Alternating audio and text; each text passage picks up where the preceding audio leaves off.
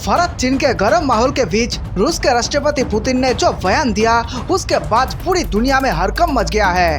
पूरी बात बेहद विस्तार से बताएंगे, वीडियो में अंत तक बने रहिएगा। जानकार ऐसा मानते हैं कि भारत और चीन के बीच अगली युद्ध समुद्र में लड़ी जाएगी और इस युद्ध को होने में अब ज्यादा समय नहीं बचे है। दोस्तों, अब की बार समुद्र में परमाणु वार बेहद विध्वंसक होने वाली है, जिसे शायद दुनिया ने कभी देखा नहीं होगा। इस युद्ध में चीन होगा अकेले और उसके खिलाफ होंगे दुनिया के शक्तिशाली 11 देश। इसी बात को ध्यान में रखते हुए भारत ने एक बेहद खतरनाक ऐलान किया है। पूरी वीडियो को देखकर जाइए। आज आपको ऐसे ऐसे बातें बताएंगे कि आपके भी रोंगटे खड़े हो जाएंगे। अमेरिका किसी भी वक्त बीजिंग के ऊपर परमाणु धमाका कर सकता है। कोरोना कुंडली जांच को लेकर चीन और अमेरिका के बीच तनातनी के बाद अब टकराव की स्थिति बेहद खतरनाक हो चुकी है। अमेरिका के लड़ाकू विमान बार बार परमाणु बम लेकर समुद्र के रास्ते चीन की सीमा में दाखिल कर रहे हैं और एक तरह से अमेरिका ने चीन को चेतावनी देनी शुरू कर दी है कि अगर तुमने कोरोना की उत्पत्ति जांच में कोई अड़चन की तो फिर परमाणु बम के गर्जन से तुम्हारे आने वाले 10 पीढ़ियां भी कांप जाएंगी।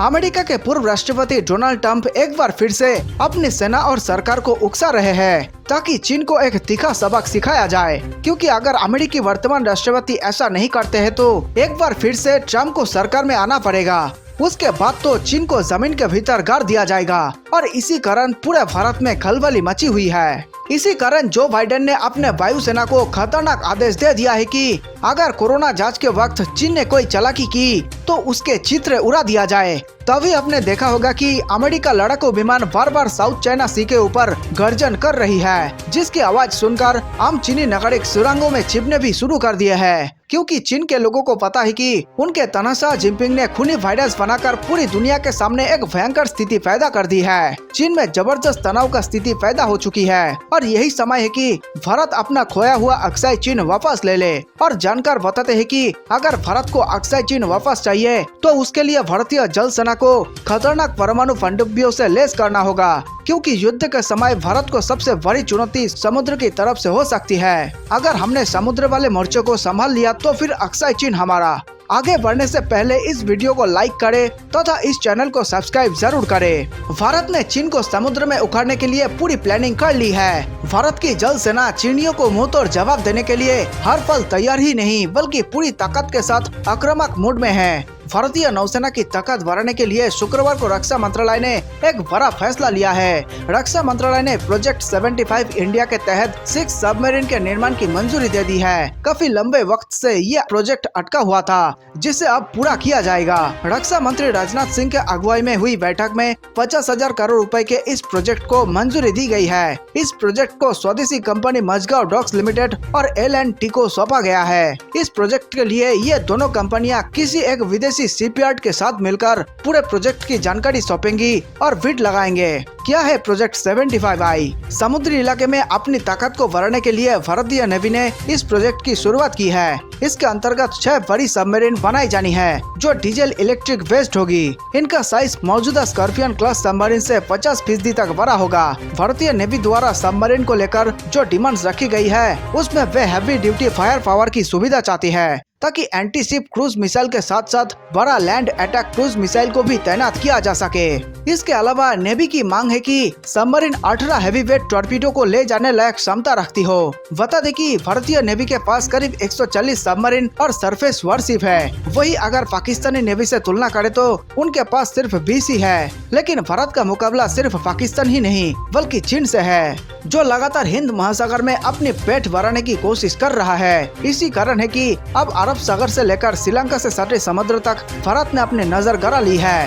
भारत और चीन के बीच सीमा को लेकर चल रहे विवाद के बीच रूस ने किसी भी तरह की दखलंदाजी करने से साफ इनकार कर दिया है। रूस के राष्ट्रपति व्लादिमीर पुतिन ने शनिवार को भारत चीन विवाद को लेकर बड़ा बयान दिया है। रूस के राष्ट्रपति ने कहा कि भारतीय प्रधानमंत्री नरेंद्र मोदी और चीन के राष्ट्रपति शी जिनपिंग दोनों जिम्मेदार नेता है और दोनों भारत चीन सीमा विवाद को शांति के साथ हल करने के लिए सक्षम है। रूस के राष्ट्रपति व्लादिमीर पुतिन ने न सिर्फ भारतीय प्रधानमंत्री नरेंद्र मोदी और चीन के राष्ट्रपति शी जिनपिंग को जिम्मेदार नेता बताया है, बल्कि उन्होंने यह भी कहा है कि भारत और चीन के बीच जो विवाद है उसमें किसी और तीसरी व्यक्ति को दखल देने की जरूरत नहीं है। दोनों देश खुद इस विवाद को सुलझाने में पूरी तरह से सक्षम है। भारतीय समाचार एजेंसी PTI से बात करते हुए रूसी राष्ट्रपति ने कई मुद्दों पर खुलकर बात की है। उन्होंने क्वाड को लेकर कहा है कि मॉस्को को फर्क नहीं पड़ता है कि कितने भी देश मिलकर कोई भी संगठन बनाए, और इससे भी फर्क नहीं पड़ता है कि उनकी पार्टनरशिप किन मुद्दों के आधार पर है और किस हद तक है। हाँ, ये जरूर है कि किसी भी पार्टनरशिप का मकसद दो दोस्तों के बीच दुश्मनी पैदा करना नहीं होना चाहिए। आपको बता दें कि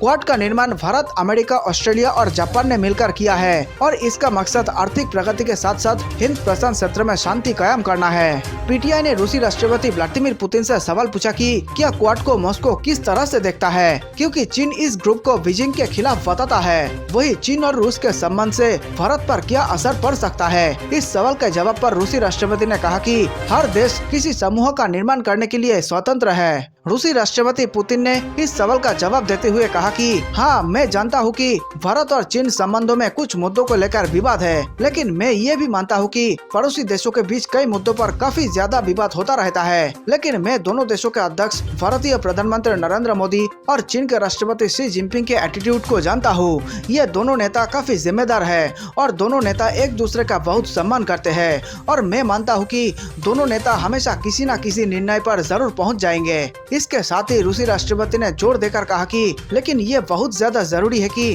भारत और चीन के बीच किसी भी दूसरी रीजनल शक्ति को दखल नहीं देना चाहिए। रूस के राष्ट्रपति व्लादिमीर पुतिन ने इंटरव्यू के दौरान कहा कि भारत रूस का एकमात्र ऐसे भागीदार है जो उन्नत हथियार प्रणालियों और प्रौद्योगिकियों के विकास और निर्माण के लिए एक साथ काम कर रहे हैं। भारत दुनिया का एकमात्र देश है जिसे रूस अपनी टेक्नोलॉजी देता है, वो भी भारत के अंदर निर्माण कार्य करने के लिए, और उसके तहत हम भारत में हथियार निर्माण करते हैं। लेकिन सिर्फ रक्षा क्षेत्र ही एकमात्र ऐसा क्षेत्र नहीं है जहां हमारा सहयोग समाप्त होता है। हमारा सहयोग बहुआयामी है।